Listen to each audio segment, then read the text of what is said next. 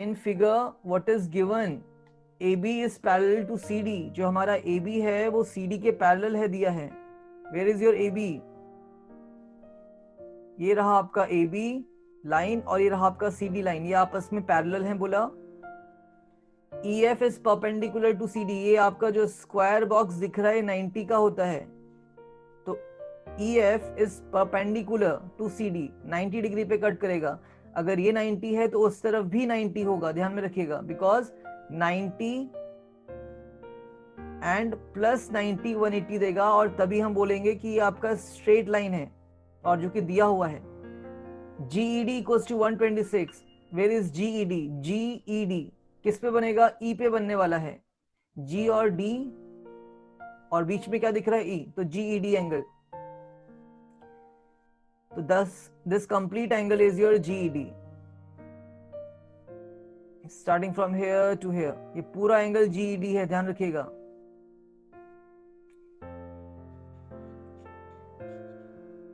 जिसमें एक तो 90 हो रहा है और एक हमें पता नहीं कितना है।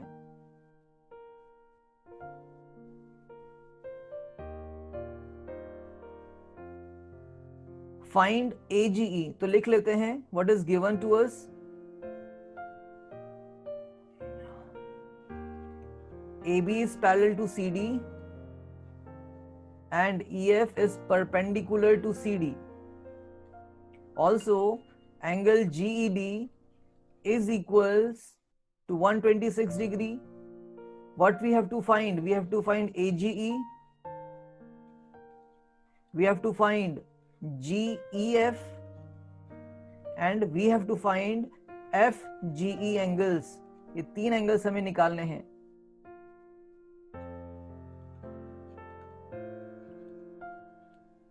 So how we are going to do this?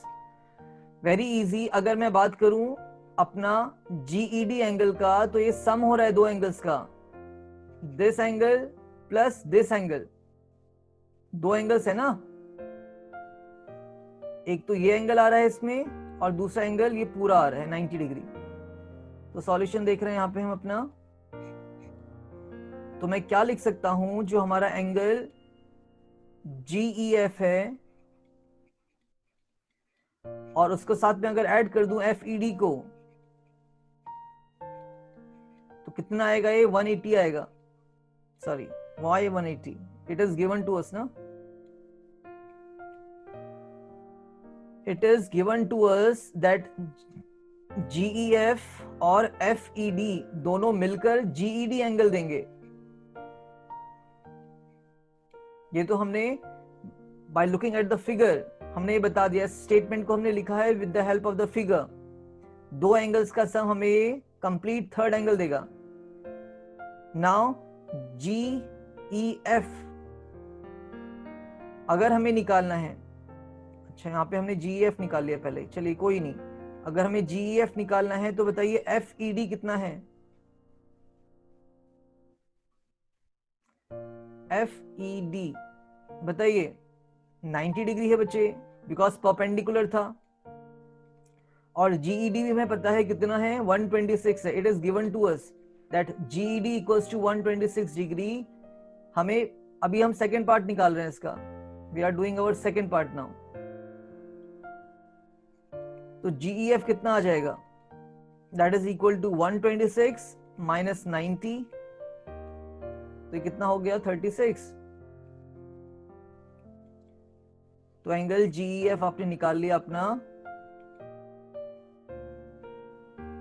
36 degree.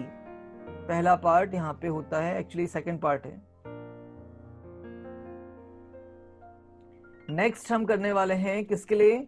AGE निकाल लेते हैं। Where is AGE? ये रहा आपका, देखो AGE इज दिस एंगल। और अगर मैं बोलूं कि ये मेरे पैरेलल लाइंस थे सॉरी, और अगर मैं बोलूं कि ये मेरे पैरेलल लाइंस थे, तो ये Z किसके साथ बना रहा है? इसके साथ। देखिए अभी बार बार नहीं बताया जाएगा कि Z क्या होता है, कैसे बनता है। तो ये हमारे अल्टरनेट इंटीरियर एंगल्स हैं। तो what we can say, AGE angle is equal to angle GED. Why? These are alternate interior angles, AIA, alternate interior angles. तो देखो AGE भी आ गया आपके पास, जितना GED था दैट इज 126 डिग्रीज। बहुत इजी क्वेश्चन है ज्योमेट्री के, बट कंडीशन यही है कि आप फिगर्स को समझ पाए। नेक्स्ट हमें निकालना है अपना FGE। तो वेयर इज FGE? तो ये एंगल आपका FGE है, दिख रहा होगा, दिस एंगल, ये आपका FGE रहा। तो इसको निकालने के लिए कुछ नहीं करिए, स्ट्रेट लाइन पे जाइए और दोनों को ऐड कर दीजिए, this angle plus this angle, दोनों को ऐड कर दीजिए।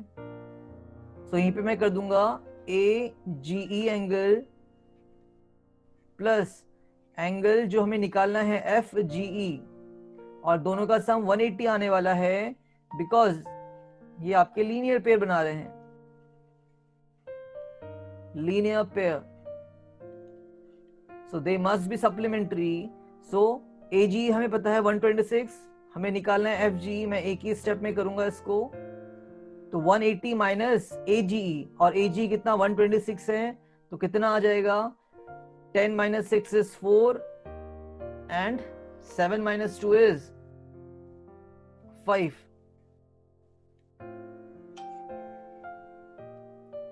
54 डिग्री आ गया। तो ये हमारे तीनों एंगल,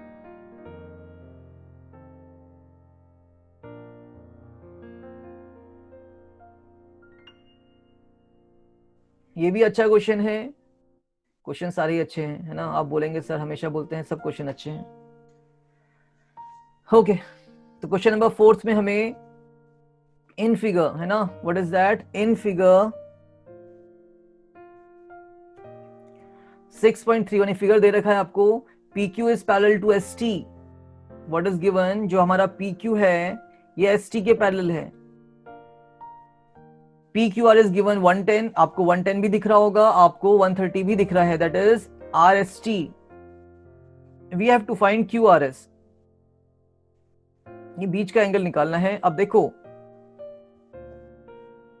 हम किसकी हेल्प लेते, पैरेलल लाइंस की हेल्प लेते, बट पैरेलल लाइंस तो आपस में कोई रिलेशन बना ही नहीं रहा है, आपस में जॉइंट ही नहीं है, they are not joined, link नहीं आ रहा है, ट्रांसवर्सल नहीं है इनके बीच में। तो we have to do construction here. So this question is important in the sense that आपको यहाँ पे कंस्ट्रक्शन करना पड़ेगा। तो कंस्ट्रक्शन क्यों करना पड़ रहा है, दैट इज अ क्वेश्चन, कि ऐसे ही हम कर दें, करना है तो कर दीजिए, नहीं, कंस्ट्रक्शन इसलिए करना पड़ रहा है बिकॉज जो लाइंस आपको पैरेलल दी गई हैं उनका आपस में रिलेशन कुछ नहीं आ रहा है, उनके बीच में एक कॉमन ट्रांसवर्सल नहीं है।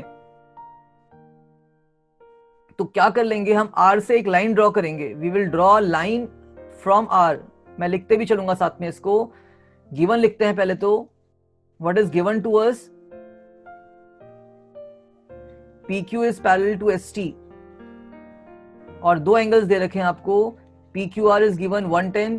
हर क्वेश्चन में in geometry you have to write given, you have to draw the figure, you have to write what you have to prove or you have to find, and finally you are going to provide the solution. So PQR is given to us 110 and angle RST is given as 130.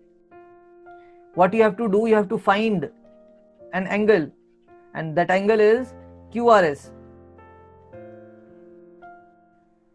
So construction के बिना ये question नहीं भाई, है ना, construction you have to do. कैसा होगा construction यहाँ पे, तो कंस्ट्रक्शन कुछ ऐसा होने वाला है कि आपने एक R से लाइन ड्रॉ करनी है, लिखा जाएगा इसको, draw a line from R such that R, क्या मान लें इसको, RC मान लेते हैं, चलिए, सच दैट RC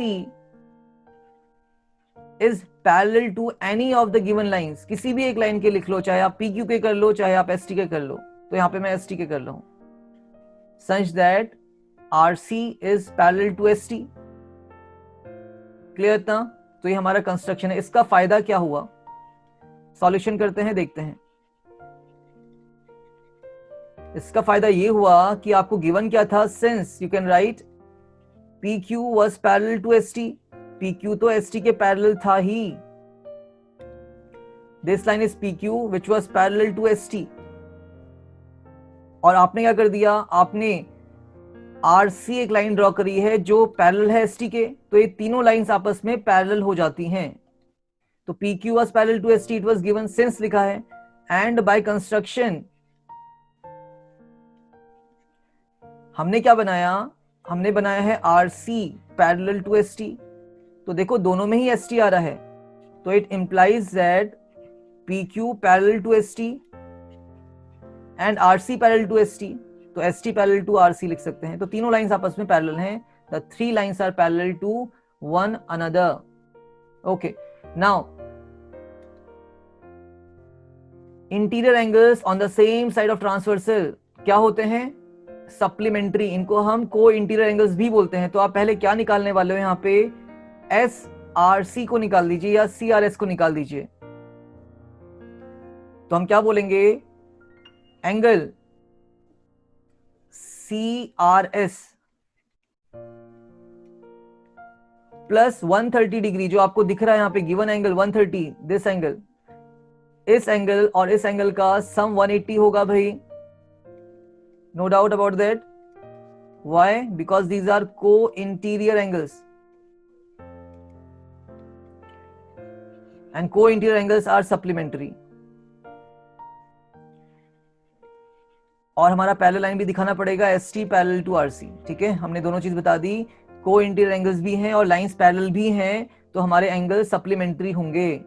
तो यहां से CRS निकाल दीजिए, डायरेक्ट करेंगे, माइनस करना आता होगा आप लोगों को। 130 minus 180 minus 130, that is 50 degree. तो ये हमने निकाल लिया अपना एंगल। CRS कितना आ गया, 130।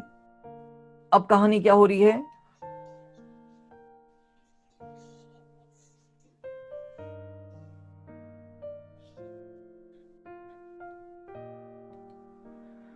ओके, इसको भी थोड़ा क्लियर करते हैं बच्चे।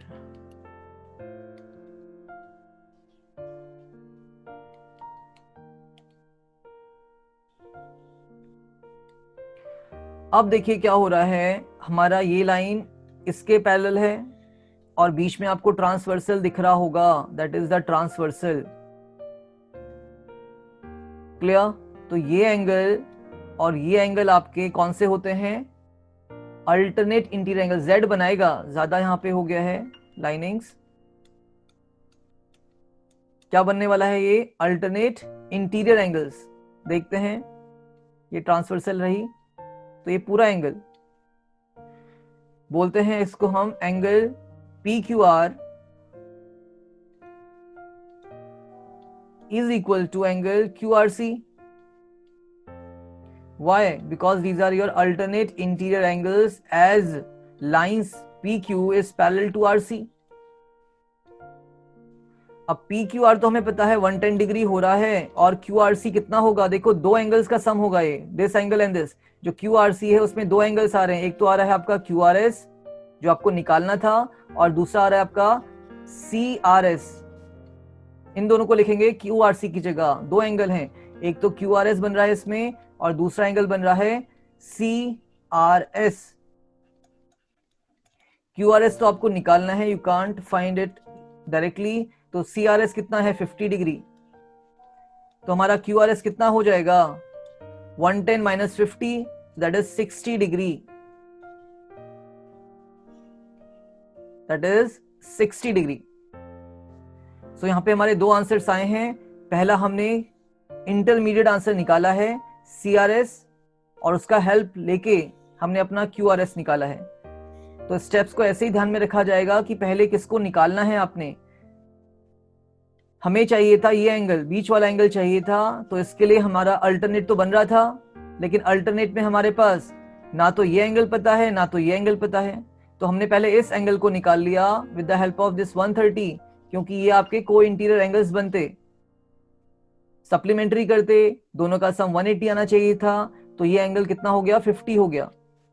अब 110 और इस दोनों एंगल्स को इक्वल होना पड़ेगा, तो ये 110 है तो 50 प्लस 60 करोगे तब जाके ना ये 110 होगा।